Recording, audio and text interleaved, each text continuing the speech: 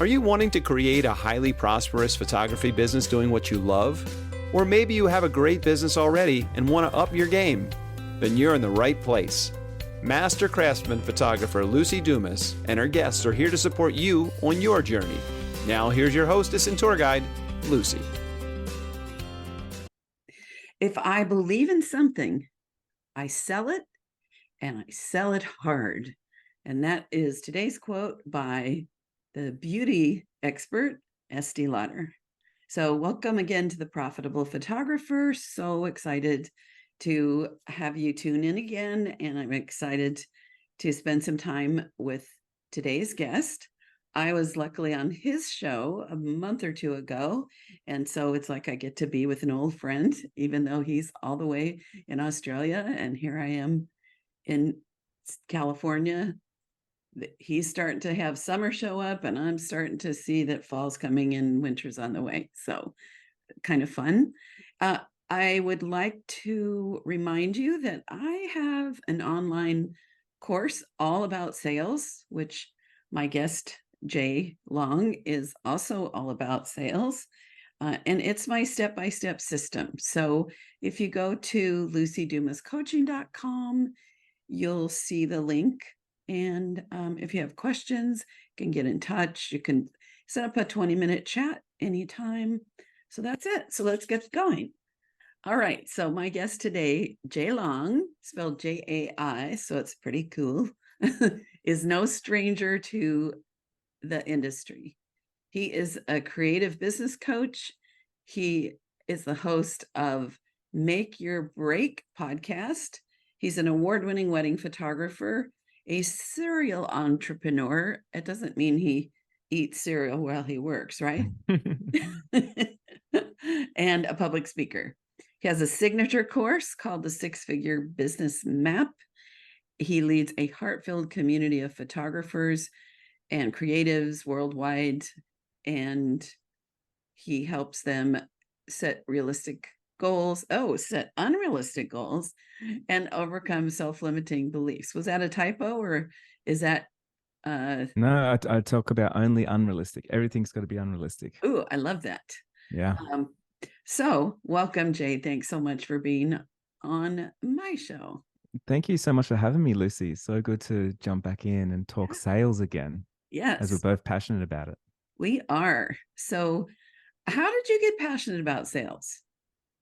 Interesting story. When I was young, we actually grew up in a very low socioeconomic area. And so we were homeless for quite a while when we were on a waiting list for a government house for 7 years. And so in those years, and especially when I was a lot younger, I would always be hustling things on the streets, like selling crystals or selling lemonade or selling anything to anyone wherever I could, because I knew it was the key to get me out of the situation that I was in. And so as I grew, I think my sales just got bigger and bigger, and the businesses got bigger and bigger. And I've always been in love with the notion of, if you got something that can actually help somebody, why wouldn't you talk about it and share it and offer that help in service? Mm-hmm. So you answered the next question I was going to ask. So, okay, we're done now. Bye. Thanks. Which was, why is selling an honorable activity? And I think with sales, there's a lot of bad connotation around sales, and people see it from movies from the 90s, or you've been pressured into a sale before.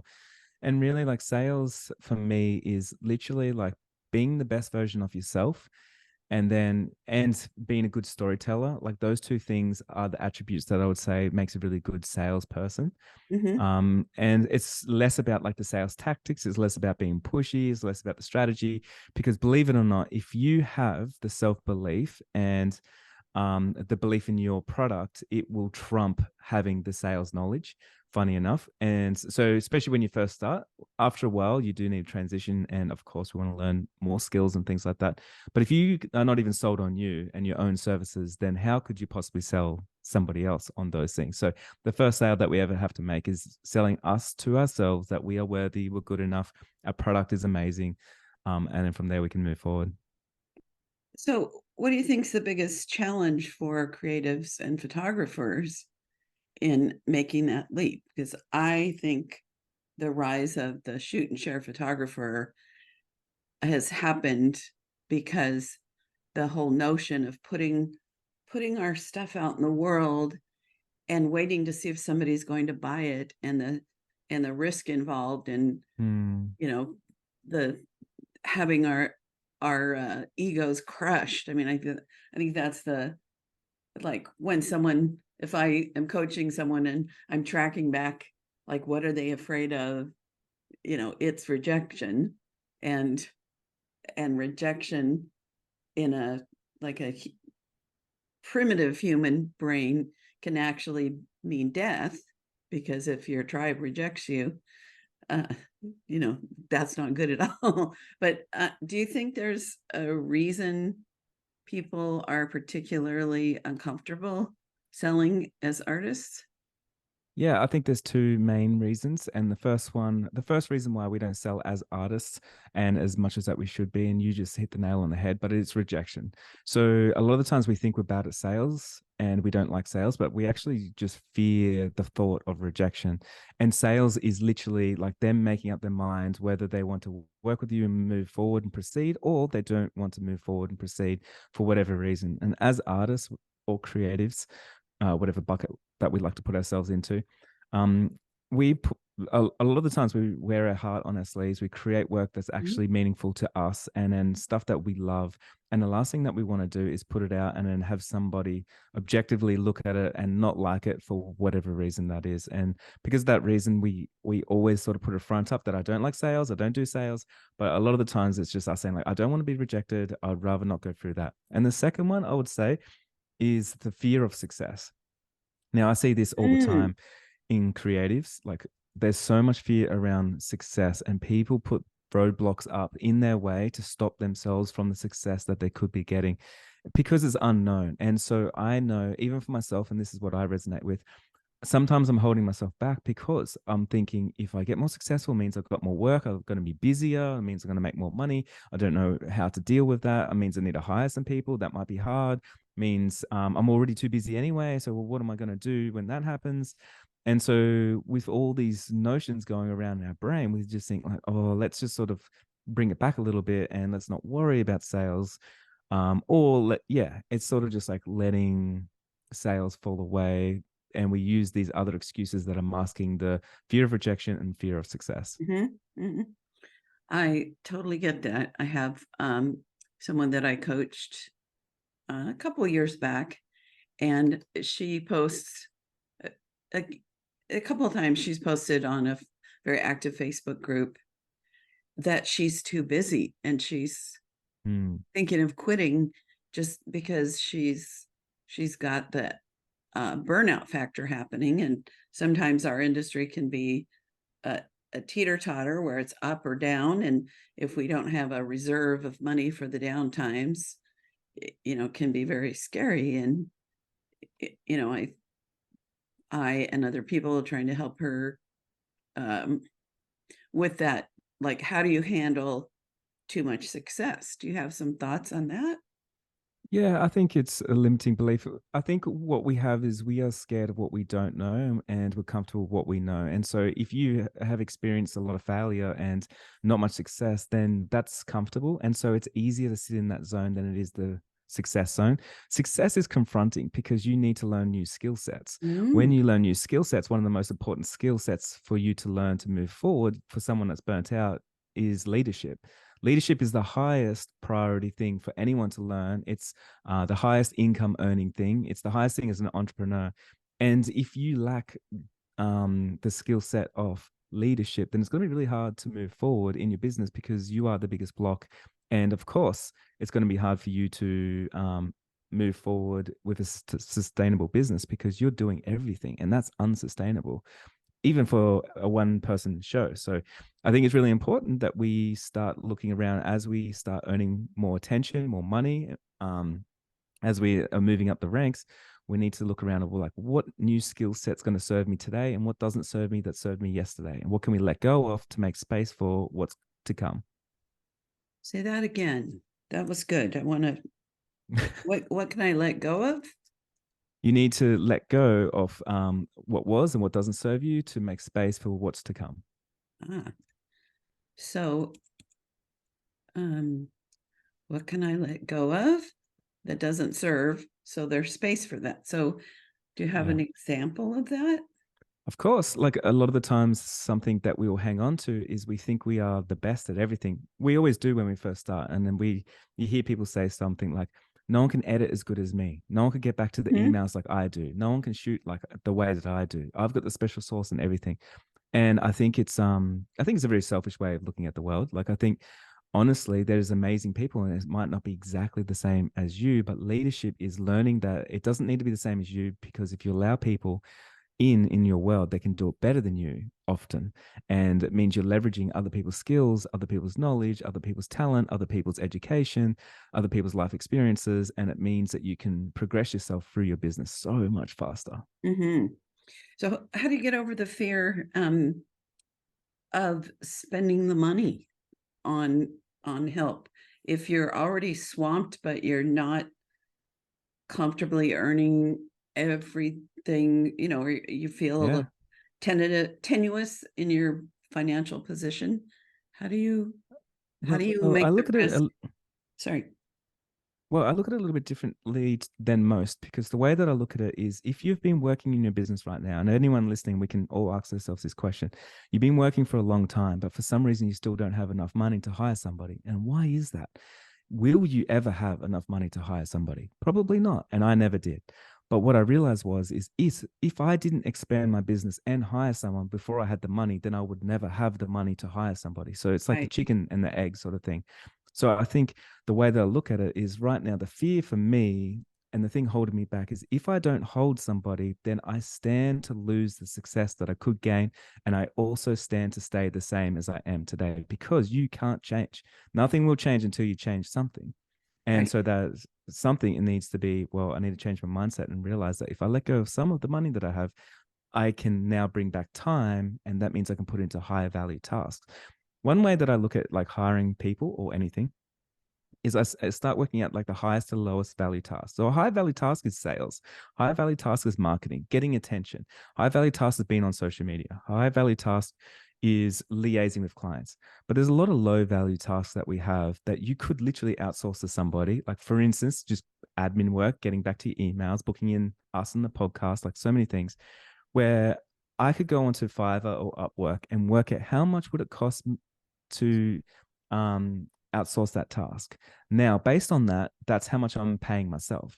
So, am I a six-figure CEO in my business, or am I paying myself $10 an hour? Because that's what I could be, paying somebody else to do it. So, what I want to do is I want to put more time into the high-value task. And so, when we don't hire people, usually hear things like, I'm so burnt out, I'm shooting all the time, I don't have time for social media, I don't have time to do marketing, I don't have time for sales. And so what they're doing is they're putting themselves down to the lowest value tasks and only working on those. And of course, they got no time. They will never have time, Yeah, because that just never works like that. Until you get to those high value tasks, you can't bring in more money. You can't make more impact. You can't share your work with more people.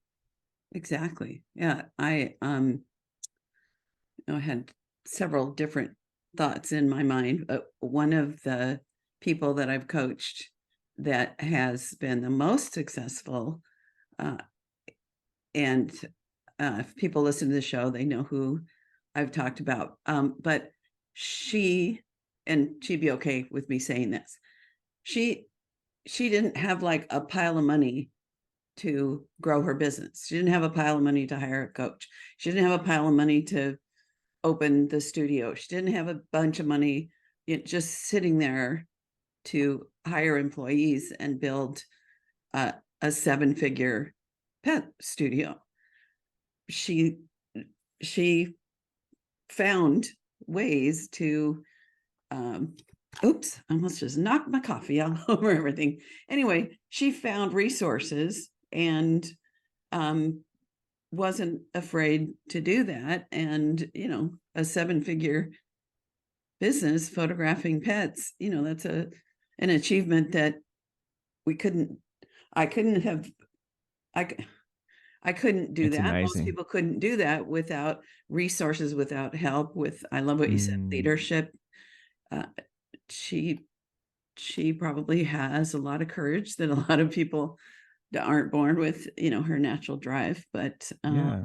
yeah, I just watched her go from small business to big goals and taking risks and figuring out how, like you said, to say yes to hiring people before she actually had the resources exactly in mind. So, and then And you said another well, is, you said a really important thing there was courage. So she had a lot of courage, and I think that's a really an amazing attribute that we both recognize.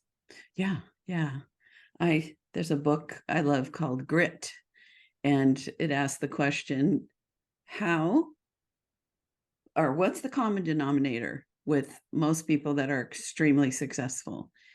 And they studied, is it environment, upbringing, good parents, bad parents, homeless, born with a silver spoon, race, where you lived. And in all cases, the author or whoever did the study found that it was people who have that grit, that courage to do things and push past the fears. Yeah, I Do, love that. do you have any tips for people that aren't naturally, let's say, super courageous to Yeah, I think do that, to find what they need to do to get going? I do. I think often we have like self-doubt and imposter syndrome, and we're not motivated, and we feel like we're not creative, and we're in a slump. And I think what a lot of people don't realize is like someone just like yourself, Lucy, or myself, like I'm not always motivated or always feeling like I can conquer the world. But what separates me from a lot of people is I'll show up regardless, and I'll show up over and over and over. And I think a lot of the times from an outside perspective is it can look like someone just got all their stuff together. But what I see the most successful people in our industry and all aspects of life is they are willing to show up regardless if they're feeling like they should or not. And they do it. And that means they've got courage, because courage is literally doing it regardless of being comfortable with doing it or wanting to do it. Um, so we have courage in different aspects in our life. And I think if we want a practical tip here is if you look through the different tasks that you have or the different times that you've taken a big leap in your life, like when did you show it with courage? And Mm, then how can you go back to that moment and steal from that moment and just say, I want to borrow this for today. And how was I feeling back then? How did it make me feel?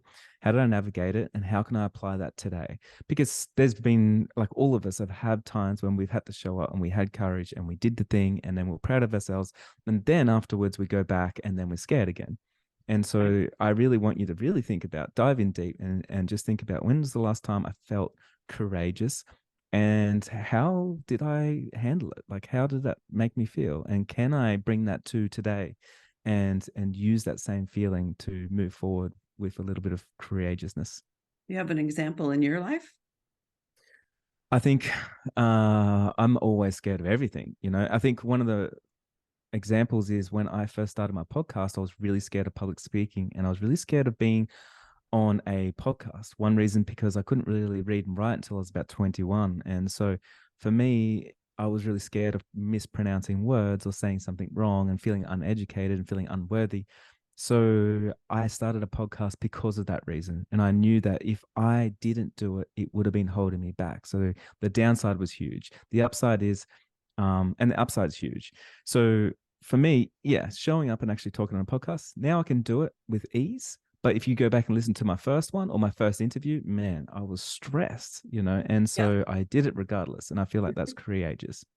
Yeah, my first 7-minute intro, I think I recorded it like 15 times, Totally. trying not to sound like a goofball or whatever is in my mind the worst version of what I might sound like. So yeah, It's scary, isn't it? But you still showed up and you still published it and you yeah, still probably weren't happy with it as well. I know I wasn't. I was like, oh man, I cringed, but I still yeah. published it. Luckily, I hired a team that specializes in creating podcasts, and there was 7 weeks of classes once a week, and then we had a 2-day get together with a group of other people. And he said over and over again, don't worry, your first episodes, they're not going to be that great. And so Mm, that gave me permission to just do the best I could. And so something that happened to me in this regard, and maybe you've got that similar feeling, or it's in line with what we're talking about, is I felt small Yeah. Okay. physically, like my energy, my meanness was kind of in a shell. And Mm, and the thought that I was going to go at least nationwide, turns out worldwide, just like you, it as I was doing this, it physically hurt like I was cracking a shell. Do you know what I'm talking about? That, I do, of course. yeah, can you describe what it felt like for you, or your perception of that? I think it's interesting because I'm very much an inwards thinker and I never really looks too far outwards because if I do, then I will get like paralysis where I can't show up anymore. You Mm-hmm. know, I actually I was in Los Angeles like 2, 3 weeks ago, and I had a lot of people come up to me and they said like, "Oh my God, I listen to your podcast. It's you're always on my runs with me. You're in the Mm-hmm. car and the babies are in the back, like And I share all these stories, but it's interesting. They're like, "How does that make you feel, Jai?" And I'm like, "Well, it's it is good, but actually it's scarier to know that that's what's happening because from my perspective, I'm just talking to a microphone to Mm-hmm. nobody, and so it's really easy for me to put my blinders or blinkers on so I can move forward." And I think this is a really important lesson for a lot of us. Sometimes we put too much weight on the impact and all the things that's going to happen in the world, then it feels more daunting and harder. But Mm-hmm. if you just get back to your own lane and look inwards and go like, okay, so I understand it's a big wide world and there's a lot of people out there and there's people that are better than me and a photographer's better than me and people are better at sales, people are better at podcasts. I understand all of that. But here I am right now with my microphone, with my camera, with my laptop, with in my universe. And all I can do is compare myself to me. And so as Mm-hmm. long as I'm listening to my last episode and I'm going, ooh, I could probably pronounce those words better or have less feel words, or my last wedding that I shot, I could probably shoot this better or shoot less of that. Then I know I'm progressing and I feel like I have internal fulfillment as well because I'm no longer looking for outside influence on the work that I'm doing. Right. Oh, I love that. So, if I could summarize that instead of like imagining there's thousands and thousands of people listening, you stay in your Singular. own Yeah, skin. I do. I do. Just Yeah. stay here. For me, I just found it interesting that after a time, then it just seems so natural. Oh yeah, I Mm. have this many people that download all the time. Oh yeah, it's in 95 countries and counting. And it's like, I think whenever we do something that's a big expansion, there's a point where our energy, our vibes, our spirit, and everything just kind of expand to go with it. And Yeah, I agree with that. yeah. So Yeah. I love talking about this kind of stuff that's a little bit um not just like, okay, here's how you do XYZ. Yeah, of course. Because um this is the real stuff, And it you know what's is. interesting? I was talking to a friend the other day, and I was like, educators these days, you can learn a lot of stuff from AI and ChatGPT and all these different things. You can ask them tons of questions, and you go online, you can learn a lot of stuff for reels and stuff like that. But the reason why someone's listening to this podcast and listening to you is because if it comes from experience, no AI has the experience. And so Mm. it means I want to hear the in between moments of how did it actually feel? How did you actually show up? How did you get past that courage barrier? And all the little facets in life because we're human and we all are going through the same, aspects of things when we're hitting success. So I think it's Right. really important that we share these things because it's more than just the information, it's the mindset that we need so we can implement those strategies. Absolutely. um oh, there was something I was thinking. I love when you said this, and now I can't remember. So when it comes back in my head, I'll reel it We back can circle back. in. Yeah. So tell me about your photography business, and do you have a system that you can break down some of the steps on how you do your sales? a little bit of meat and Yes. potatoes on selling. Absolutely. So for me, I've been good at business for a long time. I've been an entrepreneur for 17 years now. My first business was 17 years ago. I was a wedding photographer. I started my wedding photography business in 2013 and I went straight out. And so one thing that was better than my photography was my sales and my business, funny enough. So I understood those things, but I've been learning a lot of stuff along the way, of course. And so for me, one of the most important things is in business you have three important things, just like photography. So in photography you got shutter speed, ISO, and aperture. So Mhm. these three things, and we've got them, and it's the fundamentals of taking a perfectly exposed photo. So in business we have pricing, marketing, and sales, and they all correlate just the same as it correlates with photography. So you have a perfect formula to get the right success. So if your price is increased, then your marketing needs to change, and it needs to change to different people, or your sales need to change. And so there's always a correlation between all of them. With sales, what I've realized is, like, obviously as my price increases, it's been easy to sell because I attract better quality clients that are like more willing to pay, more willing to see the value, more willing to value themselves. Like there's just like a whole pool of things, the reasons why someone would, it's easier to sell to someone that has a bigger bank account, because usually they're in Sure. abundance as well. They see Right. value, right?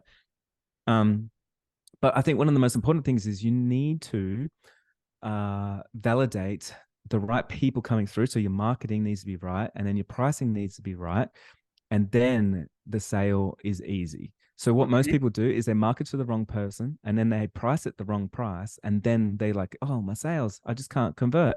I'm like, well, because you marketed to the wrong person, I was never going to buy it to start off with. You gave them a price that they couldn't afford or was too cheap, and then you tried to sell them something that they didn't want. And so with that funnel, it becomes really hard. So what we need to do is we need to validate them through the whole process. So it starts, on social media, but going to our website, I need to see there's some desire on there, some trust. I need to see some urgency, like a reason to get in touch, good call to action. I need it to be firm, strong. I need to understand everything. I need all of my buying information on that website. Then getting in touch with you. As a consumer, I want to know that, one, Jai, like, what are your prices? What's your information? Also, do you understand me? So the best sales pitch in the world is listening. And so the first thing that I do is I will read their email. I'll listen and listen in between the lines as well, the things they're not saying. And then I always recap what they said to me and I say it back to them. And then that allows them to know that I fully understand the brief and I fully understand what they're about and what they're looking for. And then when we're having the client meetings, the same thing. Like, I'll allow them to talk. I barely talk about me, all my services. Like, I will Mhm. if they bring it up. But honestly, I start with, I create rapport. So I just talk with them. I ask them the right questions. And then from there, I will, one of the most important things is I will bring up my pricing, and then I will always recommend the right package for them, and I won't let them choose. Mm. So this is a really important thing in sales, and it's also a really professional way to show up because you are the professional. So when I do that, then I go, okay, so this is a little bit further out of your budget, or this is less than what you're expecting to spend, but I recommend package 2 or package 3, or can make something custom based on what you just told me over the emails, Mhm. over our conversation today. And then from there, they can pick it or they can leave it and choose something different. But the important thing is I gave them my best recommendation to get the best job possible. Then from there, we can say, what can we compromise on? Or well, what extra do you want? And so it's now a conversation opposed to me just saying, like, here's the price and that's it. And then of course, like, I am really good at closing the deal. So for me, it's like when sales comes in, it's like I'm very confident. I will tell somebody, now it's time to get out your credit card, or how do you want to pay for this? I'm very confident in being, I'm very lenient with them as well. It's like, how do you want to pay? Do you want a payment plan? We can do that. How much do you want to pay? How do you want to pay? You want credit card, Amex, PayPal, Venmo, Bitcoin, like whatever. Like, I take money Firstborn. from, yeah, whatever. Like, however you want to give me money, I'm always accepting money. I Mhm. don't discriminate against money. Cash So even I think that's, worse. yeah, exactly. I think it's like really important that we Mhm. don't put up barriers and make it really hard for people to book us on any of those steps. Because yes, it may cost you a tiny little bit of money to process a credit card, but honestly, you just made a sale and that's worth a lot more. And also your client experience increased, And when you have a really good client experience, we get referrals. And once we get referrals, then we have a sustainable business because now you can actually scale. So it all ties in. So if you have the mindset right now where you're like, I'm not going to process payment credit cards, it just costs me too much.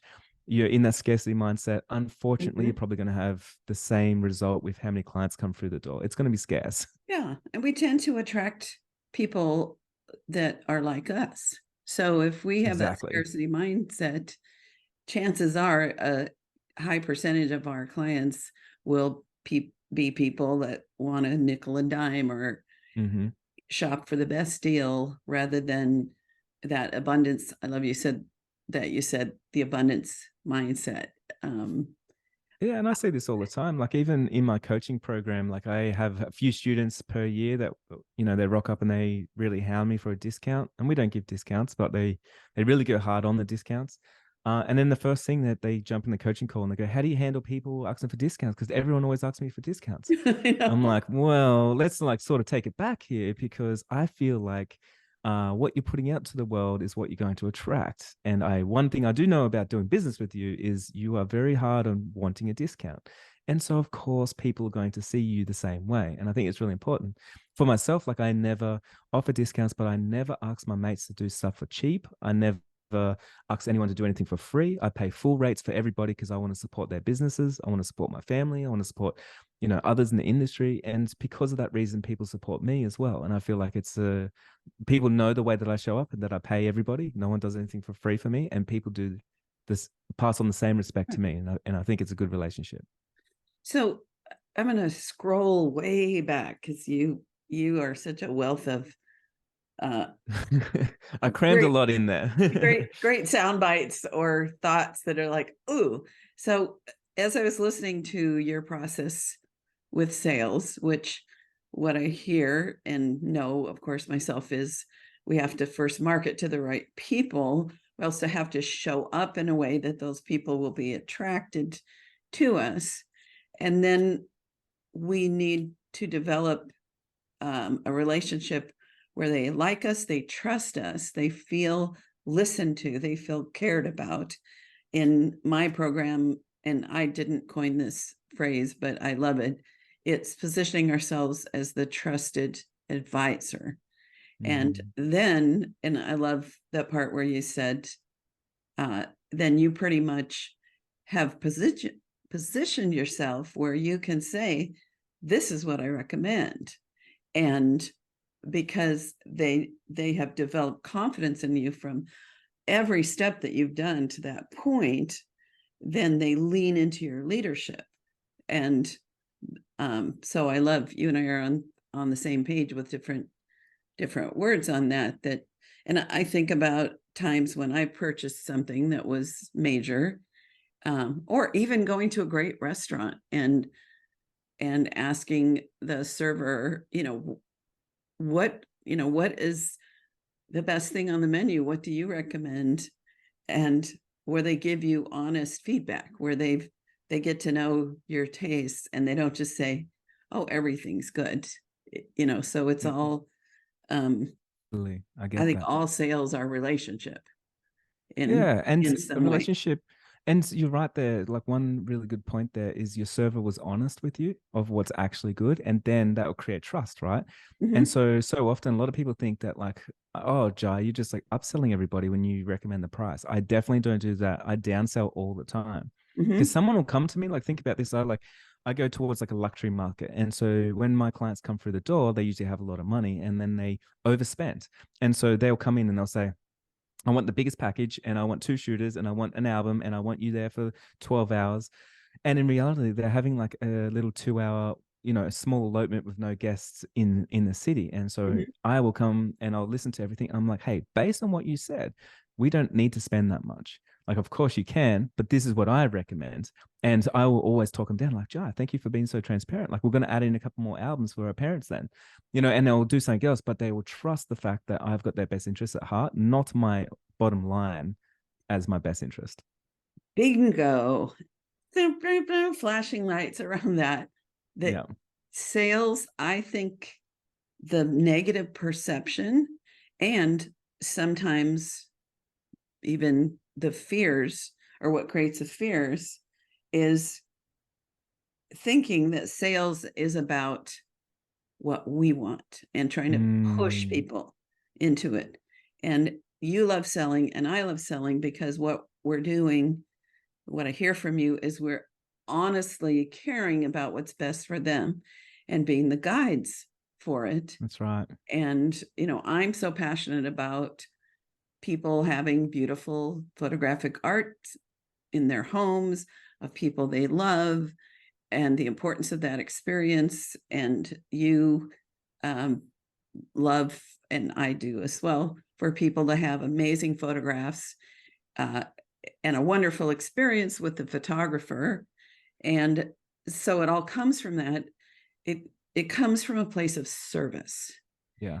And I think people don't realize that think selling is a 4-letter word, that it comes from a place of selfishness rather than serving. Do you have thoughts on that? Or would you I say 100% agree on that. And I actually sometimes see it. I see like people are like so good at everything. And then when it comes to sales, they are concentrating on their bottom line because it's not even their fault. They just think that's what you're supposed to do. They're like, oh, I need to make as much profit as I can. I want to be a 6-figure photographer. I want to do this and that.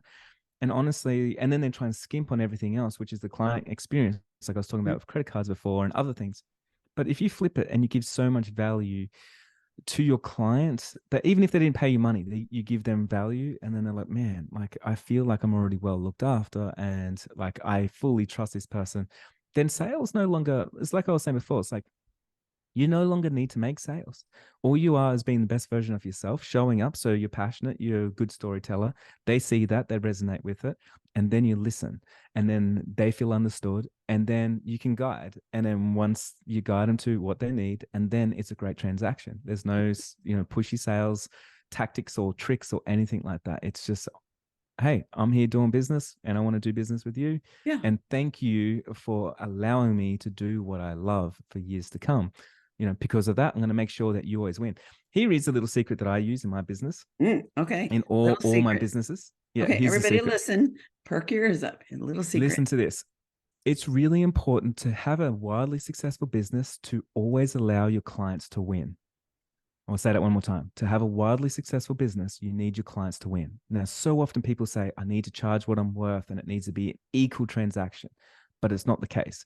If you want a wildly successful business, you need to give more than you receive. And if you can do that, if you can give more than what you're actually getting back, then you're going to have a business that will be sustainable because people will talk about you, they will refer you, you'll get more opportunities, you'll work with more people. And in turn, more people are probably going to spend more with you as well. And you'll probably make a lot more profit. You'll have more clients, everything expands. If you come from a place of how can I give you so much more that you're going to walk away and say, man, I could have paid Jai more for what I got. It's unbelievable. I feel so good about this transaction. Okay, so I want you to explain how this isn't, let's give them 1,000 digitals and let's discount everything and make it cheap. And, you're not talking about giving yourself away. So what are ways that you allow your clients to win and how you give more than you receive, and at the same time have them write you high 4 or 5-figure checks and refer their friends, and that you're not giving yourself away. So tell me more about your thoughts on that. Well, it's really important that we don't give ourselves away. And thank you for bringing up this point, because we want to be sustainable and we want to have a business and we want to take people's money and they want to thank us for taking their money and having a business there. So it's really important. So value. So what I'm saying is you need to provide more value than you receive transic from the cash, right? Value doesn't mean more prints. It doesn't mean more hours. It doesn't mean working for free. And it doesn't mean doing it cheaper. In fact, I would honestly say if you've got a higher price point, it means you're giving more value by default. And I want you to think about this. If you went to a Sizzler All You Can Eat and you spent $20 and you got buckets and buckets of food, or you went to a Michelin star chef and you spent $200, you got a lot less food, but it doesn't mean you got less value for the $200. And in fact, I would say you got more value at the $200 place than you did at the $20 place. Reason being is because there was something else. There was status, there was desire, there was an experience.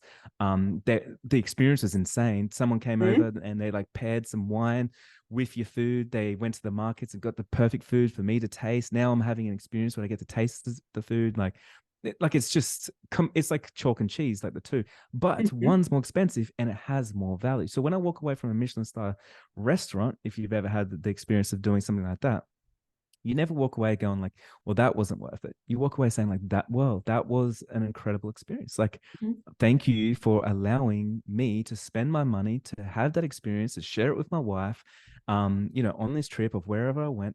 And it's different to Sizzler, where a lot of people, what we think is we think value equals stuff. And in fact, the highest paid photographers that I know on the planet, all they do is they give less stuff.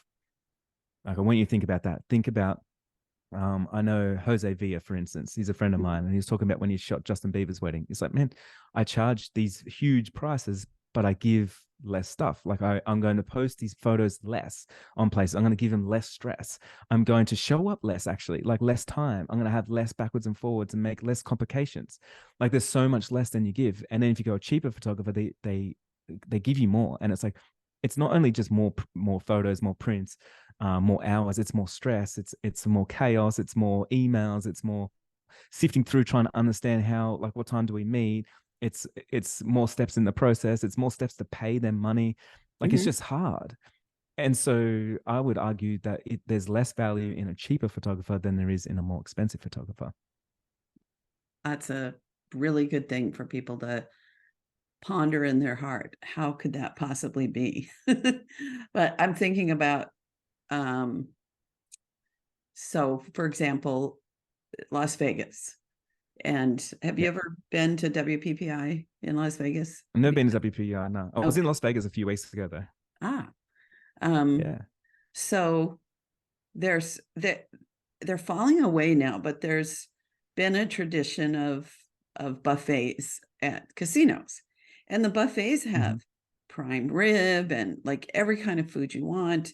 And some of the food is quite good. Some of it's just okay. Some of it you're like, oh, I'm glad that's not that I don't have to eat that. And Yeah. so I ate at the MGM Grand Buffet maybe twice because it's convenient. But I also had lunch with a couple of friends at Emeril Lagasse's restaurant that's at the MGM Grand. Mm, First time I ever ate at one of his restaurants. And it was the most memorable experience. And it was yes. when he was first on television, and I'd had a big crush on him. I don't anymore. I'm over him. But I still remember the experience. I still remember the ambience. I remember the waiter. We ordered several things and shared so we could try different things. Um, I remember, Okay, there's something bigger at play here. What's yeah, really interesting, what I said before is if you've got a sustainable business where people will recommend and refer you. So what you're talking about right now is you've eaten a lot of meals since then, but you are on this podcast right now telling me about this experience that you had and you spent more money on it. 15 And years so ago. 15 years ago. And so what I always think about is if we're cutting corners and we're going cheap and doing this kind of stuff, we're just like all the other meals that you can't even remember. But the one that we do remember, you probably don't even remember that it cost you more money because that's not the thing you thought about. No, You remember the experience that you had. And so right. now you're talking about it, recommending it, and Mhm. it's amazing.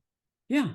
And sadly, over time, uh, that experience has dwindled at MGM so that now it's just a great place to pop in, sit at the bar, have some food, and it doesn't have that same magic. So it's important that we maintain. So It is. exactly, I always go back to food when I'm trying to explain It's a really easy value of analogy things because I analogy to like food. use. Yeah, I think is a Yeah. really easy analogy. And so there's so many different ways of value as well. Like I want you to think about, so we can think so often something like McDonald's, for instance, and we're like, oh, there's no value there. It's so cheap. But McDonald's provides so much value and they spend, this is the unfair advantage, right? They spend like millions and millions and millions on positioning themselves in convenient locations for you all around the world on every corner. That's so expensive, the best real estate in the world, for you to be able to drive through and get a $3 burger wherever you are. And Mhm. so it's an unfair thing. Like it's like, wow, I can order this so cheap. And they invested all this money into it. And so that's what I mean by the value thing. Right. It's got to be, you bring so much value, so they don't even realize it. They're just like, wow, like I'm just excited that I just get the thing, and it didn't even cost me that much money, or maybe it did cost money, like whatever it is. But value shows up in all different ways. Love it. I love it. So I have one last question while we still got a little time. And you've probably already touched on this, but I know you help people bust through those limiting beliefs. So how can we erase those or tame them? It's we always have a limiting belief, so you will never get to a point in our lives that we don't have it. And so what I talk about is like you have a ceiling and a floor. So if you do bust through your ceiling, then you have a new floor, and so you're going up levels. The unfortunate thing is, as you go up levels, you realize that the building is a lot taller than you originally thought, because it just gets bigger and bigger. The more that you know, you realize the less that you actually know, and then it's a deep pond. Yeah. But honestly, like I've been working on my mindset actively for around about 15 years now. And that's like reading books. I read books every single week. I listen to podcasts. I show up in coaching calls. I talk to people. I limit who I talk to, or I limit outside noises, or, I don't watch the news. I haven't done that in 15 years. Like there's so many things that I do to actively work on it. And I think one of the limiting beliefs is that we can actually change our whole mindset and everything with just one day, but it compounds. And so the cool thing is, if you are working on your mindset, you will never get worse off. You only get better. Like that. Yeah. And so I think about this because I've spent so much time on it. And sometimes people will be like, is it worth reading that book? Is it worth showing up in that coaching call? Is it worth like going over there? I'm like, it's never not worth it. That's the thing. And so if you learn one more skill, you never go back to before you didn't know that skill. So if you earn a really good high value skill that allows you to increase your earnings, you never go back to where you were before. And that's why someone that's a millionaire can lose everything and they'll be a millionaire again by the end of the year, because they can lose the money. Sure. You can lose the relationships. Absolutely. You can use your gear and that could be stolen, for sure. But you will never lose your skills, and you can just plug and play your business back in, and you can grow it again, regardless if you got money or anything else. And people that win the lottery often Lose it. end up either broke again or even more in debt than they were before they won it, because of those beliefs. So I had a flash of something that busted through a limiting belief that I had, it's my mission to help people break through this as well, is the idea that from a client, we could sell multiple wall portraits. And this goes back, it might even be 30 years, because I've been around a long time now. Joe Butts, he was top photographer in our area and nationally fabulous photographer and great salesperson. And he was doing a program, and he showed an image in his slideshow, and he said, I sold 6 of these. He bought the father, it was the dad and his 4 sons, that they all had guns, and they had dead animals hung on the wall. So not my cup of tea. But he said the guy bought one for his home, one for his summer home, one for his winter palace, one for each of his children, and then a book. And it just was like, oh, it's like a penny drop moment. Yes. And then I had a client who, and it actually, in this case, it was the dad, which is unusual, bought 20 16 by 20s from a family session that I had.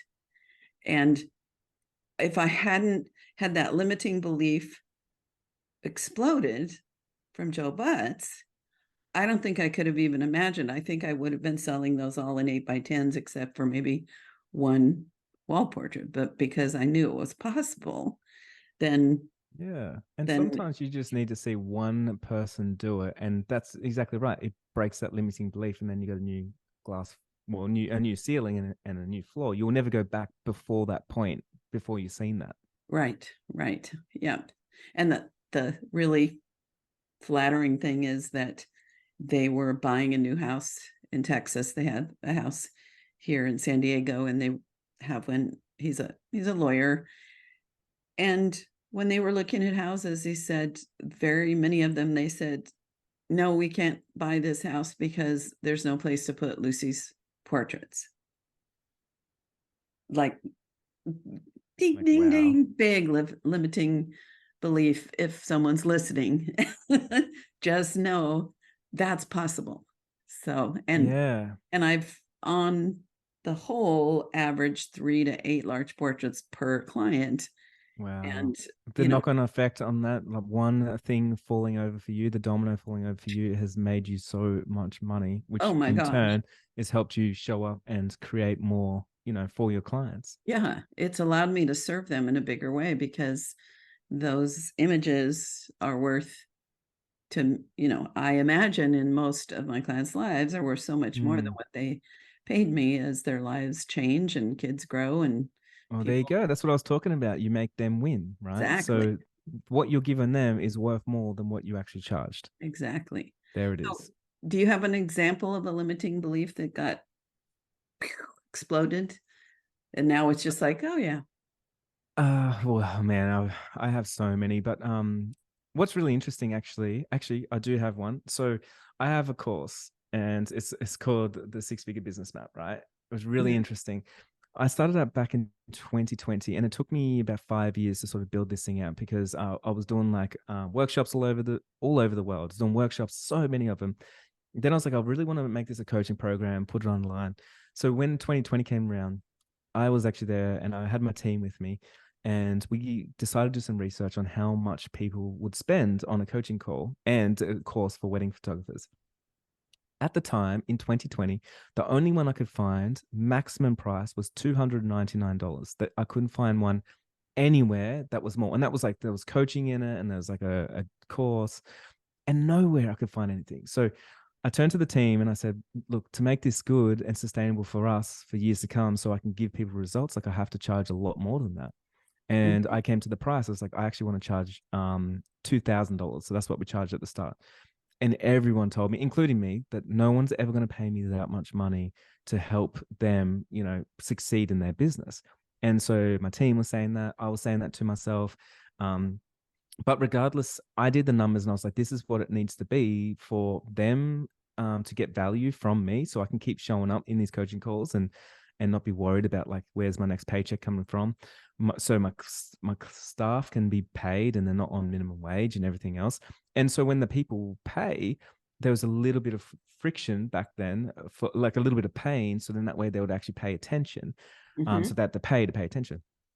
Anyway, I thought no one was ever going to show up, and it became, I would say today, probably the biggest selling online course for wedding photographers. Like it blew up. It went crazy. And so all starting from me just like not believing it, but doing it anyway. And then the first sale that came through, and then another one. And I think since then we've had like 4,000 people like do our course. And it's like, holy moly. Like I had no idea that, I was holding myself back. And I think about that moment all the time because I could have compared myself to the market, which everyone does, and go, no one pays more than what this person's charging. And we always limit ourselves to what everyone else is doing. And what I did was I was like, no, I'm going to 10 times it because, well, it's a bit less than that, because I'm not doing it to compete and compare with everybody else. I'm doing it because this is what I need to do to provide value. So I reinvented what I thought was the thing, and it worked. And now, of course, there's a lot of people that charge the same and do the same and everything else, but it was cool. And the thing is, so one of the first big courses that I took when I wanted to grow my coaching business, it was $2,000 for the course, the self-study, and then there were about 6 or 7 group coaching calls, and there was a 3-day thing, and it was a little like, okay, I'm going to do this. And because of the price, I studied it. If it had been $200, like I have so many $200 courses that I've never opened up again. I looked at it once and then I just never gone back. Yeah. So in everything that we do, the price can help people get more value out of it. Yeah. Because if I hadn't studied it, I wouldn't be able to offer what I offer in education for people and support and accountability. And you probably would have not bothered to continue with however your online course That's right. I wouldn't have bothered works. to show up for people. And so And what's it more changes valuable to people's people? lives. You've Yeah, changed people's lives. what's more value to people? Like saving a little bit of money in the short term, or like making a lot more and having a better experience in the long term? Just like, Right. the meal that you had is like you spend a little bit more money and you got a meal and an experience and a memory from 15 years ago that you still Right. share. And Right.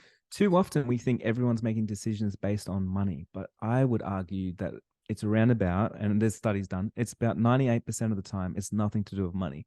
But Mhm. as creatives, we always think it's pricing. The first thing we just go, oh, it's the pricing. Am I too expensive? Everyone always says. Okay. Yeah. Yeah.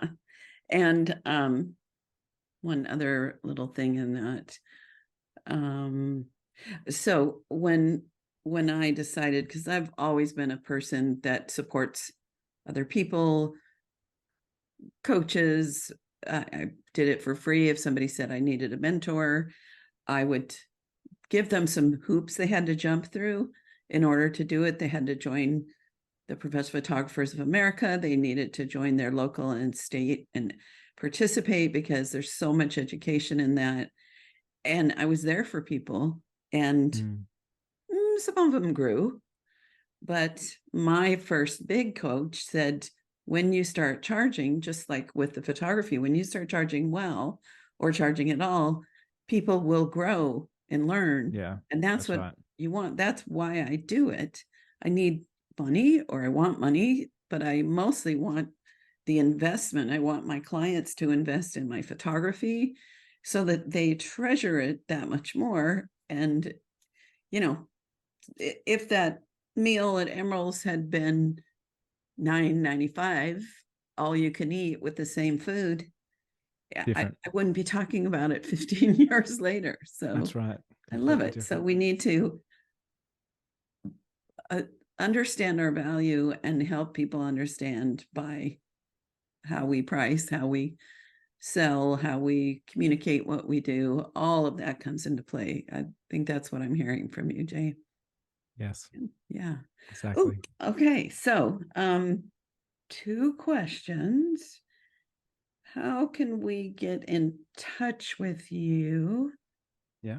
Um, and I know you have an easy script that people can download. What's the Mm. shortest way to get there? So, what should I Oh, put in yeah. our show So notes, and how can people connect with you? well, the easiest way is if you're listening to a podcast and you're a podcaster and you love them like I do. I have a podcast called Make Your Break where I dive into all this kind of stuff. So that's always the best place to sort of dive in and listen. If you do want, I've actually got some sales scripts and they're free and they're on my website, which is just jailong.co. So it's jailong.co. You can go on the website. There's actually a few other freebies on there. I've got my best performing Facebook ad that you can download for free. And there's a bunch of stuff. So if you want to do that, like by all means, if you just want more free content, like podcast is right there. If you want to say hello on Instagram, absolutely. I get back to every single DM. So, share it and say hello. And that's it. Great. And thank you. Thank you, Lucy, for having me as well. I really You're appreciate being on welcome. the show. So I have one more question before we part ways for now. Um, and this is either, is there something that after we say goodbye, you'd be like, oh, I wish I'd have mentioned that, or is there a last thought that you want, what do you want us to take away? So, Mm. floor is yours. Okay, so well, first of all, I am working on something that's really special. I'm working on my own course and coaching program for like people like ourselves that are educators, and creating something because a lot of photographers want to become educators. So I'm creating Mhm. something and we're launching that in a matter of weeks, which is I've been working on it for 3 years. It's pretty wild. All I right. think the last like parting words when it comes to sales, I think we just need to know that sales is not marketing. I think a lot of people confuse the two. And sales is one of probably the most important aspect of your business. If you had no sales, then you've got no business. It's just as simple as that. And it's really you being the best version of yourself, coming at a place of service, and then how can you show up for your clients and it doesn't get unnoticed. It's the thing that's going to help you exponentially grow your business because you'll get more referrals, you get more happy clients, more case studies and testimonials and reviews and everything else. It's not that you're doing it for those things, but it does feel nice to be rewarded for the work that you put in.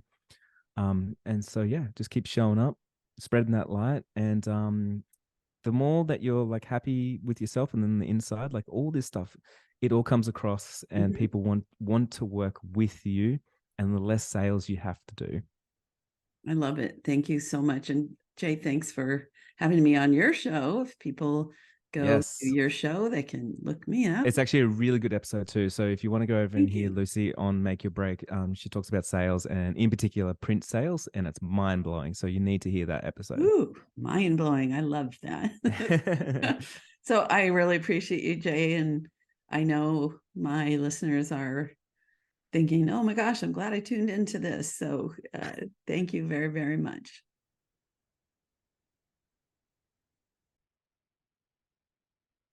So thanks for staying tuned for my quick wrap up. And thanks also for checking out Luci Dumas Coaching and my online course, which is the step-by-step program. I'm forgetting the actual title right now because it has, anyway, babbling.